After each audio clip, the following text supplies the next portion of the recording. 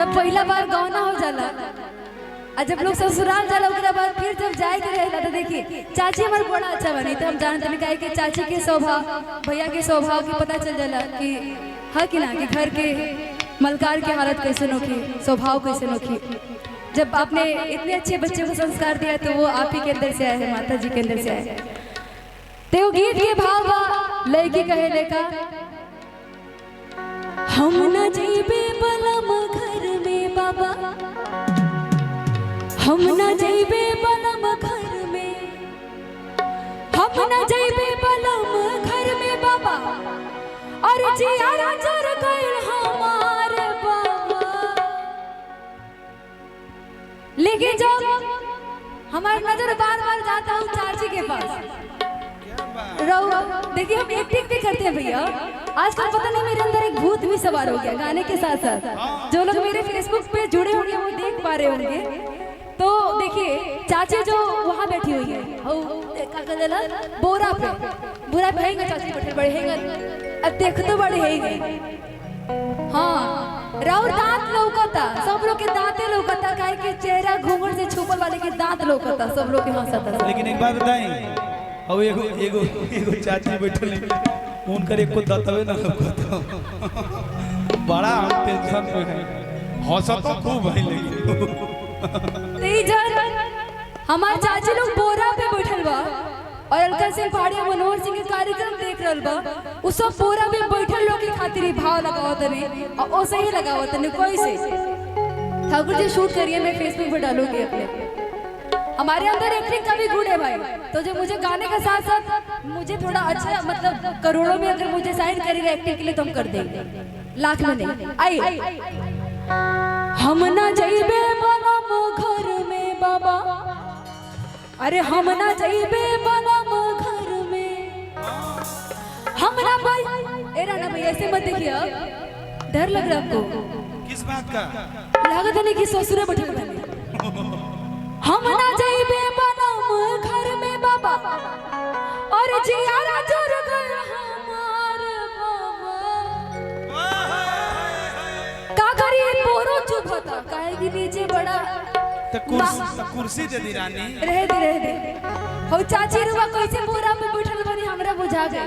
और जब ये चुप होता तो बोरा के तो तू तो 6 इंच के सैंडल पहन के बैठल, चाची थोड़ी सैंडल पहनले है। इहो बात बा, लेकिन कैसे हम न जइबे बनम घर में बाबा, हम न जइबे बनम घर में, हम न जइबे बनम घर में बाबा, हम न जइबे बनम घर में, हम न जइबे बनम घर में बाबा, चेयर जर गइल हमार बाबा। हम न जइबे बनम घर में बाबा, हम न जइबे बनम घर में, हम न जइबे बनम घर में बाबा, हम न जइबे बनम घर में।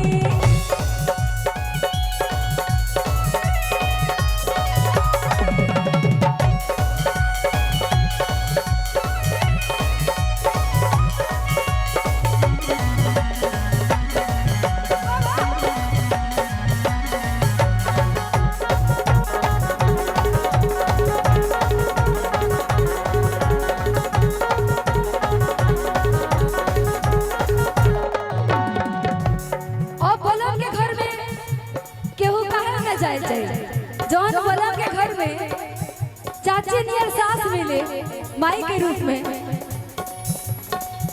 तो घर में सब लोग जाए चाहे। लेकिन यहाँ मामला दूसर बा। मामला का बा कि रोज रोज ससुर जी दारू पियत हैं, कि रोज रोज ससुर जी दारू पियत हैं, रोज रोज ससुर मोरे लकड़ी खोजत हैं भैया। अरे रोज रोज ससुर जी दारू पियत है, रोज रोज ससुर मोरे लकड़ी खोजत है, रोज रोज ससुर जी दारू पियत है, रोज रोज ससुर मोरे लकड़ी खोजत है। ये बताइए केकरा केकरा घर में गैस चूल्हा लग गइल बा? सब लोग के घर में बा, सबकरा घर में, खाली हमारा छोड़ ना हमरो घरे बा। लेकिन जब लकड़ी पे खाना बनाए के स्वाद रहे नहीं ना, हमारा घर में गैस चूल्हा नहीं। कौन पता ठाकुर जी हम और घर के रही तो सच्चाई का है। झूठ मत बोला अलका सिंह पहाड़िया, गैस चूल्हा है, गैस चूल्हा नहीं के चूल्हा है ठाकुर जी? हाउ कौन शहरिया में भैया 12वां से पाइप आवेला का कहल जाला भैया पाइपलाइन वाला गैस है। हां पाइपलाइन वाला बा तनी अपडेट बा लेकिन कैसे न बा। लेकिन जे लोग बोरा पे बैठल बा वहां के जीवन में कष्ट होई हम समझ सकत हनी कि रोज रोज ससुर जी दारू पियत हैं। अगर ससुर दारू पियत तो रउरा घर में कोनो पतो ना है। ऐसे जो लोग दारू पियता आज से छोड़ दी स्वच्छ और मुक्त नशा मुक्त भारत अभियान से जुड़ के हम कोनो पार्टी के प्रमोशन नहीं करते हैं लेकिन अच्छी चीज है तो कहनी चाहिए। रोज रोज ससुर जी दारू पियते हैं, रोज रोज ससुर मोरे लकड़ी खोजते हैं, रोज रोज ससुर जी दारू पियते हैं, रोज रोज ससुर मोरे लकड़ी खोजते हैं। हम न जेबे बनम घर में बाबा, हम न जेबे बनम घर में, हम न जेबे बनम घर में बाबा, हम न जेबे बनम घर में, हम न जेबे बनम घर में बाबा, जिहर जर गइल हमारे तो हम न जेबे बलम घर में बाबा। तो जेकर बलम सुगर होखे, जेकर ससुर दारू ना पियत होखे, जेकर सास लकड़ी खोजे खातिर बाहर ना जात होखे, वो घर में हर लेके आवल चाहेले तो अपन परिवार बना के रखी बसा के रखी। ये रहला सब फरमाइश भैया के पूरा करी हां। एगो भाव लगाते ने कैसे कैसे बनी कैसे बनी। जब हमारे शो की याद आ जाला तो ये सब गीत हमारा द्वारा गाँव काफी प्रचलित भई रहे। वो शो के नाम रहे जिला टॉप, काफी पुराना वो याद बा लेकिन आप सब लोग देख ले बानी जा देखरा खातिर बहुत बहुत धन्यवाद। ये सारा गाना हम में गईले रहनी कैसे बनी अरे कैसे बनी, कैसे बनी ये रामा कैसे बनी, फुलौरी बिना चटनी कैसे बनी, फुलौरी बिना चटनी कैसे बनी, कैसे बनी कैसे बनी, कैसे बनी ये रामा कैसे बनी, फुलौरी बिना चटनी कैसे बनी, फुलौरी बिना चटनी कैसे बनी।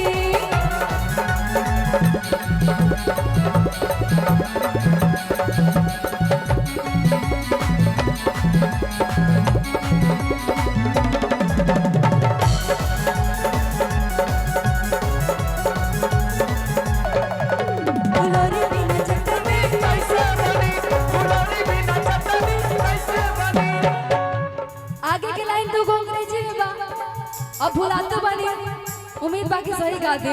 कहत लका लड़की कहले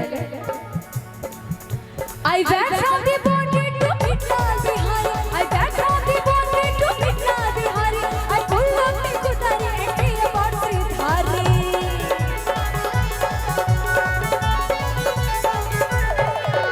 I went from the Bombay to Pitla Bihari, I went from the Bombay to Pitla Bihari, I pull up the Kutari and tell about Sridhari. कैसे बनी और कैसे बनी, कैसे बनी ये रामा कैसे बनी, फुलौरी बिना चटनी कैसे बनी, फुलौरी बिना चटनी कैसे बनी, फुलौरी बिना चटनी कैसे बनी, फुलौरी बिना चटनी कैसे बनी, फुलौरी बिना चटनी कैसे बनी, फुलौरी बिना चटनी कैसे बनी, फुलौरी बिना चटनी कैसे बनी। तो ये सारे गाने थे, बहुत बहुत शुक्रिया।